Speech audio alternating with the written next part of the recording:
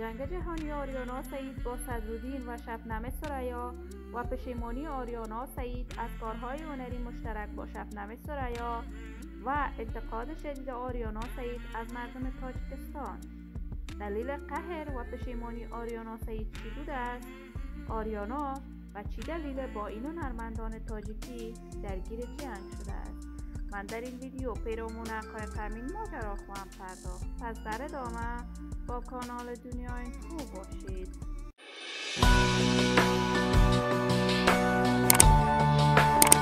سلام و سلامتی ایام و کامتان باد شما را خوش آمدید میگم به یکی دیگر از ویدیوهای جذاب کانال دنیا اینفو.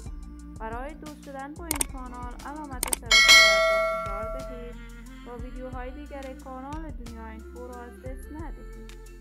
آریانا سعید ملکه دلهای افغانستان، هنرمند سرشناس و محبوب کشور بوده است.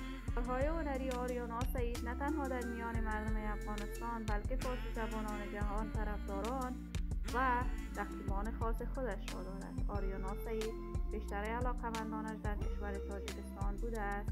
وی 3 ماه قبل کنسرت مشترکی را با شبنم ثریا در کشور تاجیکستان برگزار کرد و چندین آهنگ دوگانه با این هنرمند تاجیکی ثبت و نشر کرد که مورد حمایت و تشویق فراوان قرار گرفت. آریانا سعید بارها به کشور تاجیکستان و ازبکستان سفر کرده است و در محافل خوشی مردم تاجیکستان اشتراک می‌کند. اما جدیداً آریانا سعید در یک لایف جدیدش در صفحه تیک تاک با صدرالدین هنرمند تاجیکی و شبنم ثریا درگیر شده است. دلیل درگیری آریانا سعید با شبنم ثریا و صدرالدین دزدی آهنگهایش بوده است.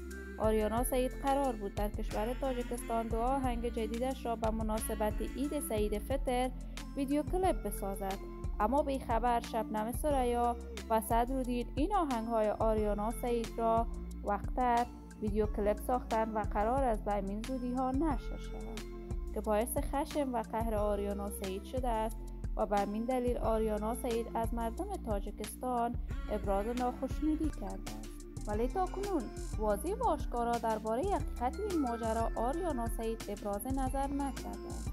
ولی من آرزوی کامیابی و موفقیت برای آریانا سعید ملکه دلهای افغانستان از بارگاه عزت لایزال خواهانم. دوستان و همراهان همیشگی شما هم نظریاتتان را در بخش کامنت با من شریک بسازید. این ویدیو را با علاقه‌مندان و طرفداران آریانا سعید به اشتراک بگذارید. اگر تا هنوز دوست کانال دنیا اینفو نشدید پس برای دوست شدن با این کانال علامت سابسکرایب را فشار دهید. صحت و سلامت برای شما نازنینان آرزو دارم. تا درودی دیگر امیتان را به الله منان سپرده موفق و کامگار باشید.